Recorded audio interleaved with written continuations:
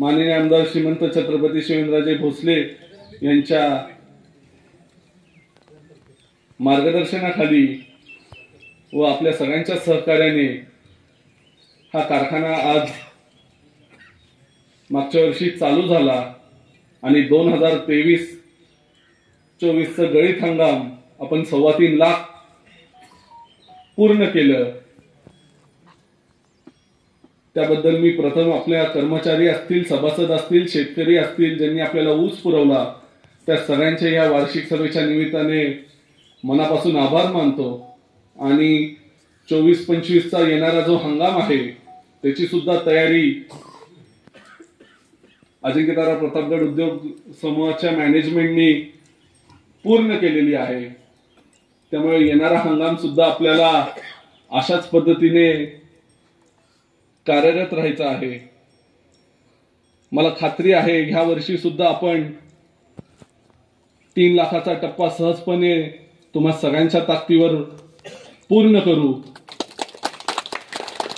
आणि हे तालुक्यातली जी बंद पडलेली एकमेव सहकारी संस्था आहे ती कार्यरत करून भविष्यात अशाच पद्धतीने आपला कारखाना कायमस्वरूपी चालू राहील। पण त्यासाठी कर्मचारी वर्ग असेल, शेतकरी सभासद असतील, संचालक असतील, अधिकारी असतील, हे कुटुंब म्हणून आपल्या सगळ्यांची जबाबदारी राहणार आहे की कायमस्वरूपी हा कारखाना कार्यरत राहायला पाहिजे। कारण आपल्या सगळ्यांनी ही झळ गेल्या 2-3 वर्षांपूर्वी ज्यावेळेस एक्सेस ऊसाचा काळ होता त्यावेळेस आपण सगळ्यांनी ही झळ सोसलेली आहे। आपला ऊस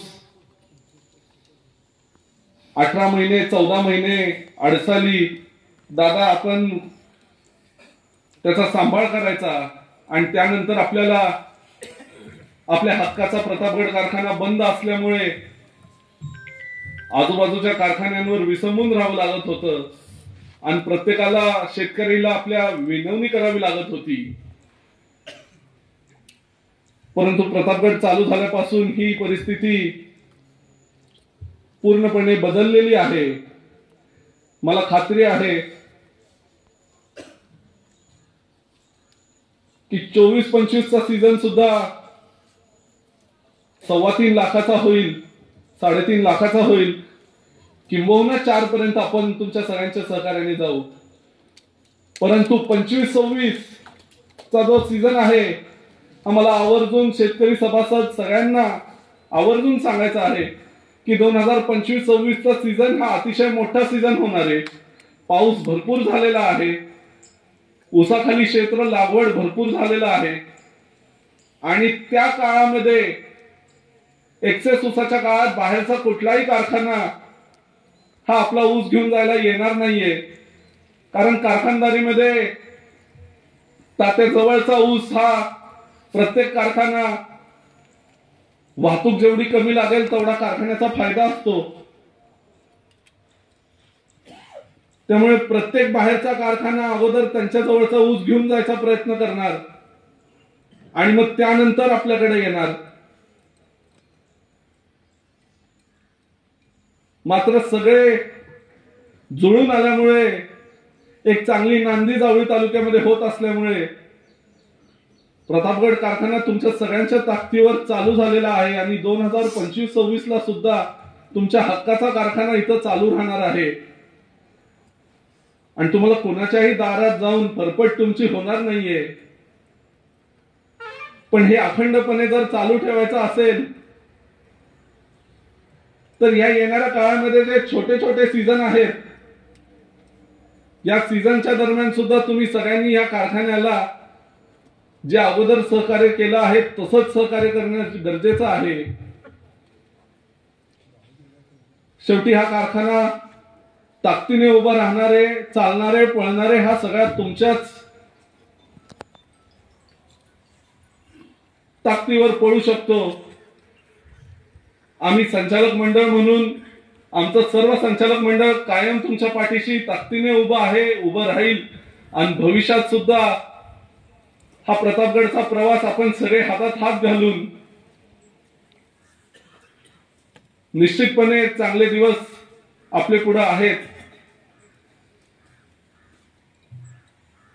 मला सर्वांना आवर्जून सांगायचंय की प्रतापगड कारखान्याचा हा 28वी वार्षिक सर्वसाधारण सभा असली तरी हा पहिला गळीत हंगाम असल्यासारखं परिस्थिती आहे. कारण 4 वर्ष आपल्याला अनेक खस्ता खाव्या लागल्या. त्यातनं हा कारखाना ह्या वर्षी मागच्या सीझनला सुरू झालेला आहे.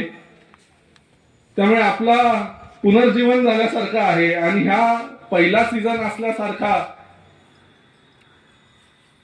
आपण सगळ्यांनी लक्षात घ्यावं आणि येणारा दुसरा हंगाम, तिसरा हंगाम, चौथा हंगाम निश्चितपणे आपण जसा जसा एक एक हंगाम जाईल तसा ताकदीने उभं राहायचं काम आपण सगळेजण मिळून 100% करूया. तात्यांनी सांगितलं त्या पद्धतीने कामगारांचे काही प्रश्न निश्चितपणे आहेत आणि तेही मार्गी लावायचं काम येणाऱ्या काळामध्ये केलं जाईल. प्रामुख्याने दादा पाटील आपले जे 12 कर्मचारी आहेत या 12 कर्मचाऱ्यांचा सुद्धा एक प्रामुख्याने विषय